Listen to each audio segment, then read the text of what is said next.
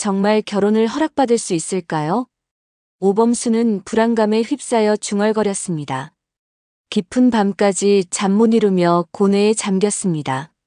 마광숙과 한동석의 성대한 결혼식에서 온 가족이 웃음꽃을 피웠지만 그의 마음 한구석은 허전함으로 가득했습니다. 이제 너만 남았다라는 주변의 덕담은 가벼이 흘려들을 수 없는 날카로운 비수가 되어 그의 심장을 찔렀습니다. 하지만 그보다 더 무겁게 오범수의 어깨를 짓누른 것은 독고세리와의 결혼을 위해 반드시 넘어서야 할 마지막 관문, 바로 독고탁 회장과 장미의 여사의 허락이었습니다. 독고세리가 차분한 목소리로 대답했습니다. 오빠, 나 그냥 우리 이야기 엄마 아빠한테 먼저 말씀드리는 게 맞을 것 같아요. 세리의 말 한마디에 오범수는 더는 미룰 수 없다는 것을 깨달았습니다. 피할 수 없는 현실 앞에 그는 용기를 내기로 결심했습니다. 구독과 좋아요는 정말 큰 힘이 됩니다. 오범수는 독고탁 회장과 장미의 여사가 머무는 집을 찾아갔습니다.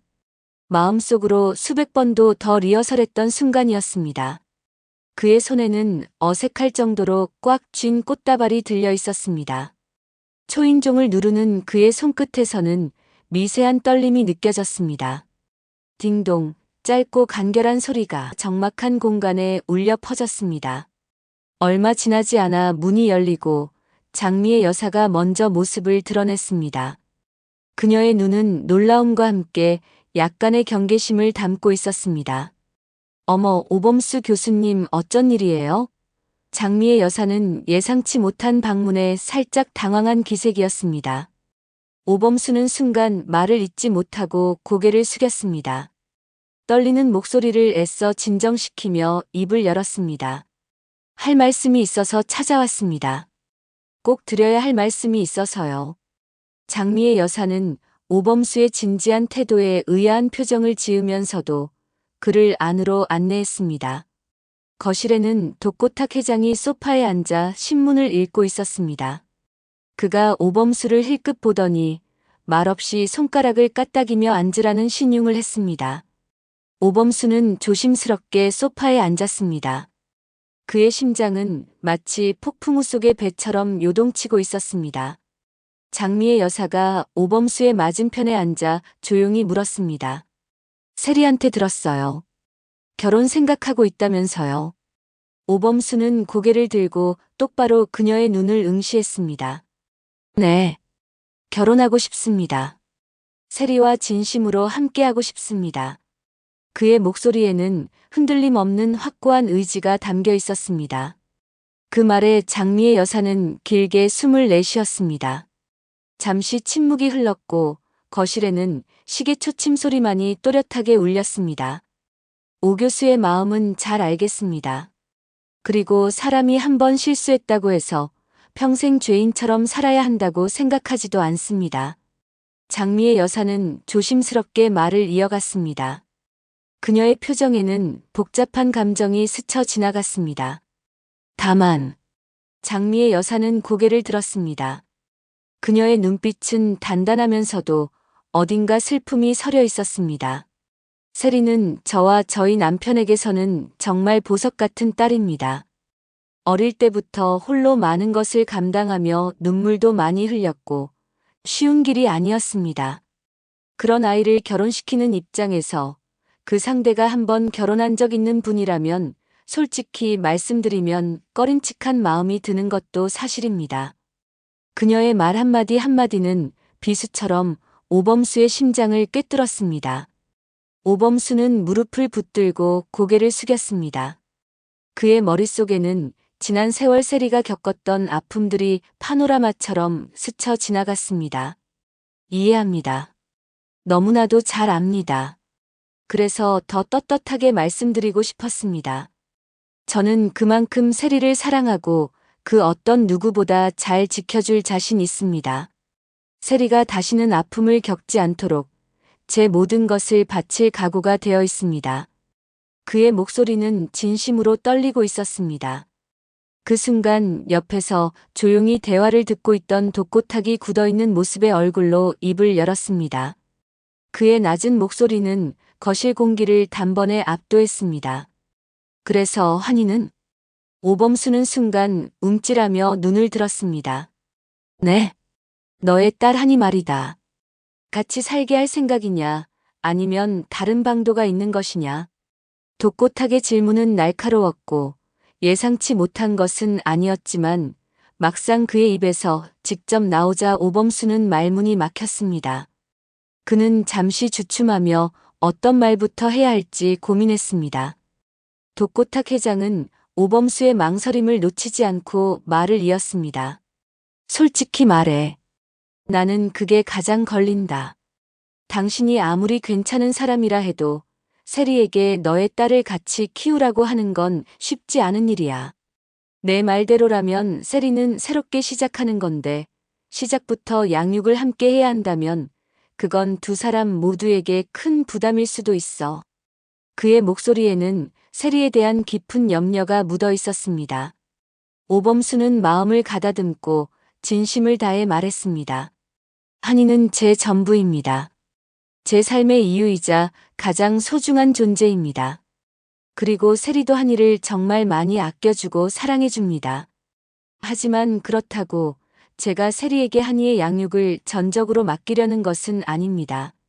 저는 한이를 제 손으로 책임지면서 세리와 함께하고 싶습니다. 세리의 행복을 최우선으로 생각합니다. 장미의 여사가 조심스럽게 물었습니다. 그럼 결혼하고 나서 한이는 어떻게 하겠다는 건가요? 그녀의 표정에는 여전히 의문과 걱정이 교차했습니다. 당장은 한이가 베이비시터를 통해 지금의 환경에서 안정적으로 자라고 있어서요. 갑작스러운 변화는 아이에게 혼란을 줄 수 있다고 판단했습니다.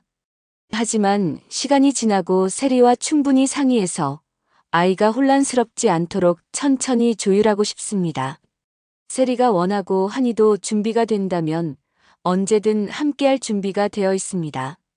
오범수는 자신의 계획을 솔직하게 밝혔습니다.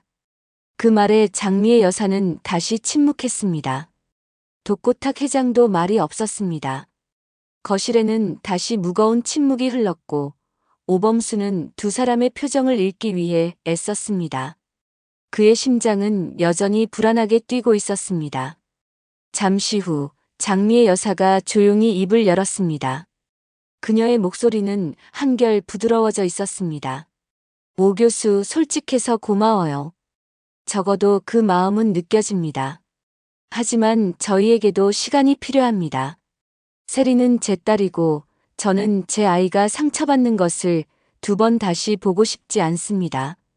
이 결정은 저희 가족의 미래와 세리의 행복이 달린 문제이기에 신중하게 생각할 시간이 필요합니다. 더군다나 제 아들이 오강수라는 것도 알고 계시잖아요. 오범수는 오강수의 얘기에 흠칫하다가도 결국은 고개를 끄덕였습니다. 저도 세리를 다시는 울게 하고 싶지 않습니다. 충분한 시간을 드리겠습니다. 다만 기다리면서라도 제 진심을 계속해서 보여드릴 수 있다면 그것만으로도 감사하겠습니다. 제가 얼마나 세리를 사랑하는지 그리고 그녀를 위해 무엇이든 할 수 있는지 증명하고 싶습니다. 장미의 여사는 말없이 희미한 미소를 지었습니다. 그 미소는 완전한 허락은 아니었지만 한 줄기 희망을 비춰주는 듯 했습니다. 오범수는 비로소 마음속의 무거운 짐을 조금이나마 내려놓을 수 있었습니다. 구독과 좋아요는 정말 큰 힘이 됩니다. 그날 밤 독고탁은 세리를 불렀습니다. 세리는 긴장된 표정으로 아버지의 서재 문을 두드렸습니다. 아빠 부르셨어요? 독고탁 회장은 서류를 정리하던 손을 멈추고 세리를 바라보았습니다. 그의 얼굴에는 여전히 무뚝뚝함이 서려 있었지만 세리는 그 속에 숨겨진 따뜻함을 느낄 수 있었습니다. 너가 정말 괜찮다면 나도 천천히 받아보려 한다. 독고탁의 낮은 목소리는 세리의 귀에 천둥처럼 울렸습니다. 세리는 순간 자신의 귀를 의심했습니다. 정말 괜찮으신 거예요, 아빠. 그녀의 눈시울이 붉어졌고 목소리는 감격으로 떨렸습니다. 독고탁 회장은 한참을 말없이 세리를 바라보다 작게 고개를 끄덕였습니다. 범수 말, 거짓은 아니더라. 그의 눈빛에서 진심을 보았다. 세리는 믿을 수 없다는 듯 아버지의 품에 안겨 흐느꼈습니다. 아버지의 한마디는 그녀에게 세상의 모든 것을 얻은 것 같은 기쁨을 안겨주었습니다. 마침내 그녀의 사랑이 결실을 맺을 수 있다는 희망이 보였습니다. 그러나 바로 그 다음 날 새로운 변수가 발생했습니다. 퇴근 후 오범수의 휴대전화가 요란하게 울렸습니다. 발신자는 한이를 돌봐주고 있는 베이비시터였습니다. 그의 가슴에는 불안감이 엄습했습니다. 오범수가 한이를 하원시키기 위해 베이비시터 집을 찾았을 때 뜻밖의 이야기를 듣게 된 것이다. 아버님, 오늘 한이는 어머님께서 데려가셨어요. 오전에요. 베이비시터의 말에 오범수의 심장이 쿵 하고 내려앉았습니다. 한이의 엄마는 단 한 사람, 자신의 전처인 나영은이었습니다. 약속도 없이, 아무런 연락도 없이 아이를 데려가다니. 불길한 예감이 온몸을 휘감았습니다. 연락 못 받으셨어요? 하니 어머님이 오셔서 아버님이랑 얘기 다 됐다고 오늘 급하게 같이 갈 곳이 생겼다고 하셔서. 그녀의 말은 더 이상 들리지 않았습니다. 머릿속에는 단 하나의 생각만이 섬광처럼 터져 나왔습니다. 한이를 빼앗겼다.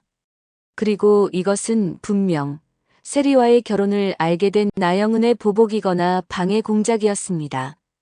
가장 먼저 떠오른 사람은 독고세리였습니다. 떨리는 손으로 겨우 전화번호를 누르자 얼마 지나지 않아 밝은 그녀의 목소리가 들려왔습니다. 오빠, 무슨 일이야? 세리야 침착하게 들어. 나영은 씨가 한이를 데리고 갔어. 수화기 너머로 세리의 숨막히는 소리가 들렸습니다. 오범수는 최대한 이성을 붙잡고 상황을 설명했습니다. 세리는 울음을 터뜨리는 대신 오히려 단단한 목소리로 말했습니다. 오빠, 지금 바로 그리로 갈게. 그리고 우리 부모님께도 내가 먼저 말씀드릴게. 오빠 혼자 감당하게 하지 않을 거야. 그녀의 말에 오범수는 무너져 내리려는 마음을 겨우 다잡을 수 있었습니다. 세리는 약속대로 곧장 독고탁과 장미애에게 이 사실을 알렸습니다. 어제 오범수의 이혼 경력을 걱정하던 부모에게 그의 전처가 아이를 무단으로 데려갔다는 소식을 전하는 세리의 마음은 천갈래 만갈래로 찢어졌습니다. 오범수가 나영은에게 수십 통의 전화를 걸어도 받지 않아 발만 동동 구르고 있을 무렵 검은 세단 한 대가 굉음을 내며 멈춰 섰습니다. 차에서 내린 것은 잔뜩 굳은 얼굴의 독고탁과 창백해진 장미애, 그리고 그들을 부축하며 함께 내린 독고세리였습니다. 장미애는 차에서 내리자마자 오범수에게 다가왔습니다. 그녀의 눈빛에는 어제의 우려가 현실이 되었다는 복잡한 심경이 담겨 있었지만 그보다 먼저 손녀처럼 마음에 들어온 아이에 대한 걱정이 앞섰습니다. 오 교수, 이게 대체 어떻게 된 일이에요? 전처분이 왜 갑자기? 그녀의 목소리에는 원망보다 당혹감과 순수한 걱정이 담겨 있었습니다. 어제까지만 해도 자네 딸이라며 선을 그었던 독고탁은 말없이 주변을 살피더니 낮은 목소리로 입을 열었습니다. 연락은 해봤나? 전화를 받지 않습니다, 회장님. 경찰에 신고는? 아직. 아이 엄마라. 일단 대화를 먼저 해보려고 했습니다만. 그게 무슨 소리야? 독고탁은 혀를 차며 휴대폰을 꺼내 들었습니다. 그는 어딘가로 전화를 걸었습니다. 나영은이라는 여자, 차량 번호랑 휴대폰 위치 당장 추적해. 짧고 단호한 명령을 내리기 시작했습니다. 그의 인맥과 정보망이 총동원되는 순간이었습니다. 어제까지만 해도 오범수에게 가장 큰 산이었던 남자가 이제는 가장 든든한 아군이 되어 문제를 해결하기 위한 지휘관으로 나섰습니다. 세리는 오범수의 곁으로 다가와 그의 손을 꽉 잡았습니다. 그녀의 온기가 산산조각난 그의 마음을 간신히 붙들고 있었습니다. 오빠, 괜찮아. 우리 아빠가 꼭 찾아주실 거야. 일단 한이가 엄마랑 있는 거니까 무사할 거야. 그녀의 위로에도 오범수는 죄책감에 고개를 들 수 없었습니다. 자신의 과거가 결국 세리와 그녀의 가족에게까지 피해를 주고 있다는 생각 때문이었습니다. 시간이 흐를수록 피가 마르는 듯 했습니다. 장미애는 아이가 놀랐을 텐데라며 안절부절 못했고, 독고세리는 침착하게 오범수를 다독이며 상황을 주시했습니다. 독고탁은 쉴 새 없이 전화를 돌리며 나영은의 위치를 파악했습니다. 그들은 더 이상 예비 사위와 장인, 장모가 아니었습니다. 소중한 아이를 중심으로 벌어진 위기 앞에 선 하나의 가족이 되어가고 있었습니다. 구독과 좋아요는 정말 큰 힘이 됩니다. 몇 시간 후 독고탁의 정보원으로부터 연락이 왔습니다. 나영은의 차량이 나영은이 홀로 여가를 즐기는 별장이 있는 춘천 방향으로 향했다는 것이었습니다. 네 사람은 지체 없이 차에 올라 춘천으로 향했습니다. 차 안의 침묵은 그 어떤 소리보다 무거웠습니다. 그때 뒷좌석에 앉은 장미애가 조용히 오범수의 어깨를 두드렸습니다. 이런 일이 생길까봐 어제 우리가 망설였던 거 솔직히 맞아요. 하지만 사람이 어떻게 과거까지 깨끗하게 지우고 살겠어요. 중요한 건 지금 이걸 어떻게 해결하느냐지. 범수 씨 혼자 끙끙 앓지 말고 우리랑 같이 해결합시다. 그녀의 담담한 위로에 오범수는 울컥 차오르는 감정을 억눌렀습니다. 나영은의 별장에 도착했을 때 집안에서는 한이의 울음소리가 희미하게 새어나오고 있었습니다. 오범수가 문을 두드리자 나영은이 잔뜩 경계하는 얼굴로 문을 열었습니다. 그리고 그의 뒤에 서 있는 세리와 독고탁 부부를 보고는 싸늘하게 비웃었습니다. 꼴 좋네. 벌써 새 식구들이라도 된 것처럼 몰려와서 뭐 하는 짓이야? 내 딸 내가 데려온 건데 문제 있어? 나영은, 우리가 어떻게 합의했는지 잊었어? 왜 말도 없이 애를 데려와? 내 딸한테 새엄마를 들여주겠다는데 내가 가만히 있을 줄 알았어? 한이는 내 딸이야. 당신 같은 사람이랑 저 여자한테 못 줘. 나영은이 악을 쓰는 순간 집안은 한이의 울음소리로 울려 퍼졌습니다. 오범수가 한이를 품에 안으려 하자 나영은이 막아섰습니다. 팽팽한 대치가 이어지던 그때 뒤에서 조용히 지켜보던 세리가 앞으로 나서며 손목을 낚아챘습니다. 나영은 씨. 세리는 떨렸지만 피하지 않고 나영은의 눈을 똑바로 바라보았습니다. 하니 어머님이 영은 씨라는 거 변하지 않는 사실이에요. 누구도 그 자리를 빼앗으려고 하지 않아요. 저는 그저 오범수라는 사람을 사랑하고 그 사람의 소중한 딸인 한이까지 사랑해주고 싶을 뿐이에요. 한이에게 또 다른 좋은 어른이 되어주고 싶은 거지 엄마를 대체하려는 게 아니에요. 제발 아이를 상처 주는 방식으로 영은 씨의 불안함을 표현하지 말아주세요. 진심이 담긴 세리의 말에 나영은의 기세가 한풀 꺾였습니다. 그때 독고탁이 낮은 목소리로 쐐기를 박았습니다. 오 교수, 아이 데리고 나오게. 법적으로 양육권이 자네한테 있다는 건 나도 확인했네. 저쪽에서 계속 비이성적으로 나온다면 나도 내 딸과 내 손주가 될 아이를 위해 가만히 있지는 않을 걸세. 내 손주라는 말에 모두가 놀라 독고탁을 바라보았습니다. 그의 단호함과 그 한마디에 나영은은 결국 버티지 못하고 주저앉았습니다. 그날 밤 모든 소동이 끝나고 독고탁의 집으로 돌아왔습니다. 잠든 한이를 방에 눕히고 나오자 거실에는 독고탁과 장미애 그리고 세리가 오범수를 기다리고 있었습니다. 먼저 입을 연 것은 독고탁이었습니다.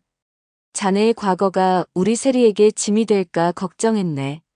그런데 오늘 보니 그 짐을 우리 세리가 기꺼이 함께 지려 하고 자네는 그 짐 앞에서 누구보다 책임감 있게 맞서 싸우더군. 그리고 우리 부부 또한 어느새 그 싸움에 동참하고 있었고 장미애는 미소를 지으며 세리의 손을 잡았습니다. 어떤 시련이 닥쳐도 오늘처럼만 서로 믿고 함께 해결해 나가렴.